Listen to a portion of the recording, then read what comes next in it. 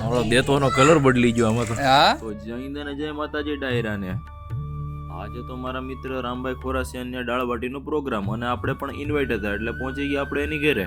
ઘેર આવીને જોયું તો અડધું કામ થઈ ગયું હતું. અહીંયા એના ઘણા ખરા મિત્રો પણ બીજા આવેલા હતા.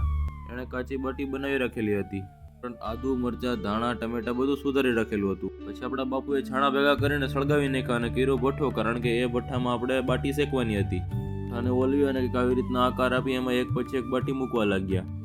બધી બાટીને ભઠ્ઠામાં મૂકી અને બાટીને એક પછી એક શેકવા લાગ્યા. આ કારણે હાથ પણ આમાં દાજી ગયા. પણ પ્રોગ્રામનો માહોલ જ અલગ હોય છે. બધા મિત્રો ગપ્પા મારતા મારતા બાટીને શેકી લીધી. ત્યારબાદ બાટીને કંઈક આવી રીતના ભઠ્ઠાની અંદર રાખવી પડે છે, જે અંદરથી પણ શેકાઈ જાય છે. આ છે અમારા સાધુ મહાત્મા જે આજે દાળ બનાવવાના છે. એણે તો પહેલામાં વઘાર કરી અને બધા મરી મસાલા નાખવાની શરૂઆત કરી દીધી. બાપુના હાથમાં અન્નપૂર્ણાનો વાસ છે. એ ખાલી ભાત પણ વઘારીને આપી દે તો માણસો આંગળી ચાટ્યા કરે.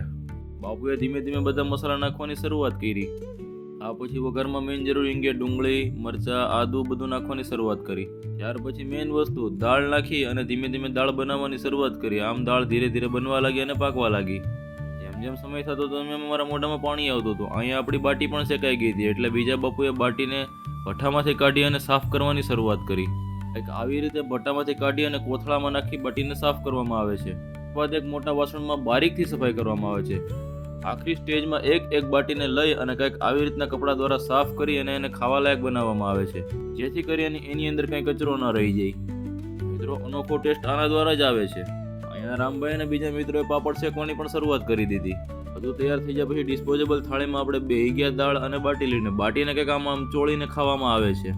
અને બાટી સાથે સંભારો લીંબુ પાપડ અને છાશની તો કંઈક મજા જ અલગ છે. પેટ ભરી અને બધાએ દાળ બાટી ખાધી. બધા મિત્રો ઠીઠિયાઠોળી કરતા કરતા ખાતા હતા. રામભાઈ જેણે પાર્ટી આપી હતી એ માણસને જોતા એમ નતું લાગતું કે ખાય છે, તો ખાતર પાડવા બેઠા હતા. અહીંયા અમારા બાપુએ દબાવીને ખાવાની શરૂઆત કરી. પાર્ટીમાં બહુ મજા આવી. મળીએ નેક્સ્ટ વિડીયોમાં. જય હિન્દ અને જય માતાજી ડાયરાને.